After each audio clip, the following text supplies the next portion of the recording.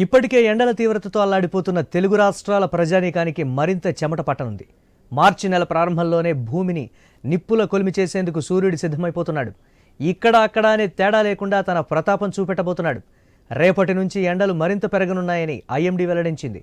36 నుంచి 38 డిగ్రీల మధ్య ఉష్ణోగ్రతలు నమోదయ్యే అవకాశం ఉందని హెచ్చరించింది. ఈ మేరకు ఎండ తీవ్రతను సూచించే యెల్లో అలర్టును అన్ని జిల్లాలకు జారీ చేసింది.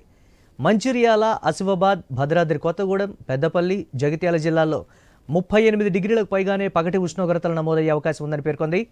మరోపక్క రాష్ట్రంలో రాత్రిపూట ఉష్ణోగ్రతలు క్రమేపీ పెరుగుతున్నాయి.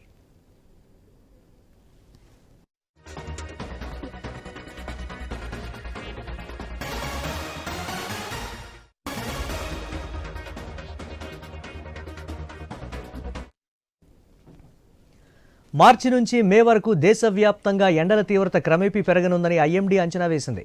అలాగే దేశంలో 4/5 ప్రాంతం వడగాల్పుల ప్రభావానికి గురికానుందని తెలిపింది. తెలంగాణ, ఏపీలోనూ వడగాలుల తీవ్రత ఉండనుందని పేర్కొంది. గతేడాది కంటే ఎండలు, వడగాలుల తీవ్రత అధికంగా ఉండనుందని హెచ్చరించింది. దక్షిణాదిలో కొన్ని ప్రాంతాలు, ఈశాన్య భారతం, ఉత్తరాదిలో కశ్మీర్, హిమాచల్ ప్రదేశ్ మినహా మిగిలిన అన్ని ప్రాంతాల్లో పగలు, రాత్రి ఉష్ణోగ్రతలు సాధారణం కంటే ఎక్కువగా నమోదు కానున్నాయని ఐఎండీ అంచనా వేసింది. భూమిలో, గాలిలో తేమ శాతం తగ్గడంతో వేడి పెరగడానికి ఇదొక కారణమని నిపుణులు చెబుతున్నారు.